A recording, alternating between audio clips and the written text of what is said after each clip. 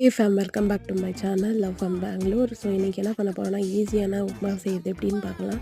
So 2 வெங்காயம், கொஞ்சம் கருவேப்பிலை, ஒரு 10 அளவு பீன்ஸு, 2 கேரட்டு, ஒரு ஹாஃப் கேப்சிகம்மு, அதுக்கப்புறம் பச்சை பட்டாணி கொஞ்சம், அதுக்கப்புறம் ஒரு தக்காளி. ஸோ செய்கிறது எப்படி பார்த்தீங்கன்னா, ஒரு தவா வச்சுட்டு கொஞ்சமாக கடலைப்பருப்பு, கொஞ்சமாக உளுத்தம் பருப்பு, அதுக்கப்புறம் கடுகு எல்லாமே போட்டு வதக்கிக்கணும். அதுக்கப்புறம் ஆனியன் போட்டு கருவேப்பிலை போட்டு நல்லா வதக்கிக்கோங்க.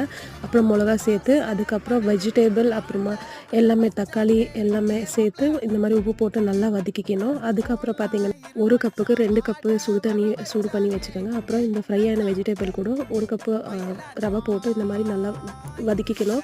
5 நிமிஷம் ஆகிட்டு பிறக்கும். அதுக்கப்புறம் சுடு தண்ணி ஊற்றி இந்த மாதிரி நல்லா மிக்ஸ் பண்ணிக்கோங்க. ஸோ கடைசியில் பார்த்தீங்கன்னா இந்த மாதிரி நெய் விட்டு நல்லா மிக்ஸ் பண்ணி எடுத்தால் சுட சுட வெஜிடபிள் உப்புமா ரெடி. ரொம்ப ஈஸி, ட்ரை பண்ணி பாருங்கள், ரொம்ப டேஸ்டியாக இருக்கும். ஸோ மார்னிங் பிரேக்ஃபாஸ்ட்டுக்கு ரொம்ப ஹெல்த்தியான உப்புமா ரெடி. ஸோ வீடியோ பிடிச்சது லைக், ஷேர், கமெண்ட் பண்ணி சேனலுக்கு சப்போர்ட்